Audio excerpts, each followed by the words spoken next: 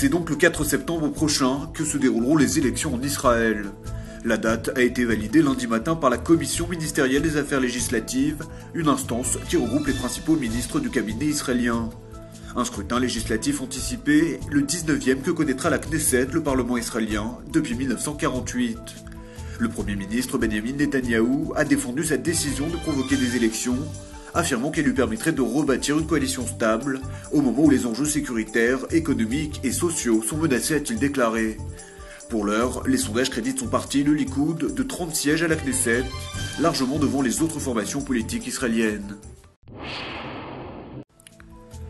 François Hollande est depuis dimanche soir le nouveau président de la République française.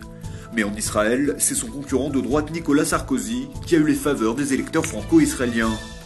D'après un décompte final effectué dans l'ensemble des consulats, le président sortant a recueilli plus de 92% des suffrages, devançant largement le candidat du Parti socialiste, crédité de seulement 8%.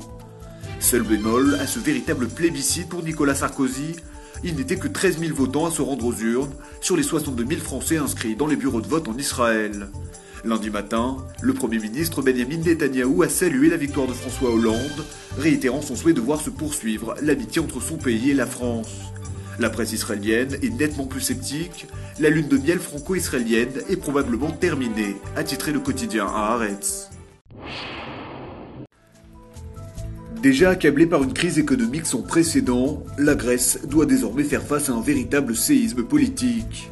Le parti néo-nazi Aube Dorée a obtenu 7% des suffrages aux élections législatives qui ont eu lieu ce dimanche.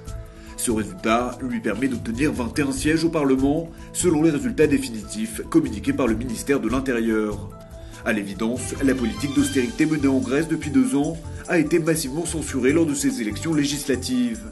La population a exprimé sa colère en votant massivement pour les formations d'extrême droite, mais aussi d'extrême gauche, à l'instar du parti de la gauche radicale Syriza, qui a obtenu 17% des suffrages.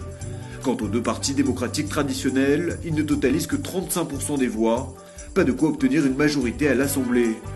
L'Europe a exprimé sa plus vive inquiétude.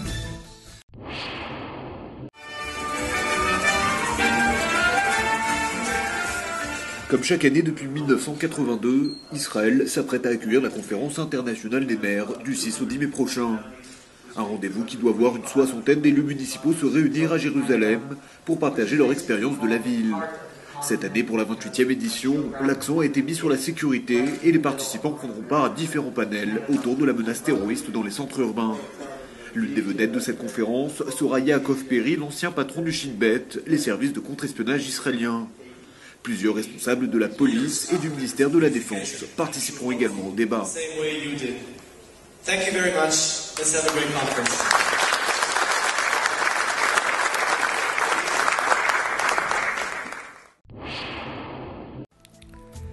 Le fondateur et propriétaire de Playboy, Hugh Hefner, ne renonce pas au marché israélien. Après avoir tenté d'attirer l'attention des consommateurs avec une ligne de lingerie et une chaîne de télévision porno, Playboy se prépare à lancer sa ligne de préservatifs en Israël. Dalia Michaeli, qui s'est retirée de Tzahal il y a 4 ans après 25 années de service, sera distributrice officielle de la marque en Israël. Elle vient d'obtenir la licence pour vendre des préservatifs Playboy au nom de la marque Purissima, qu'elle co-dirige avec son frère au Venezuela.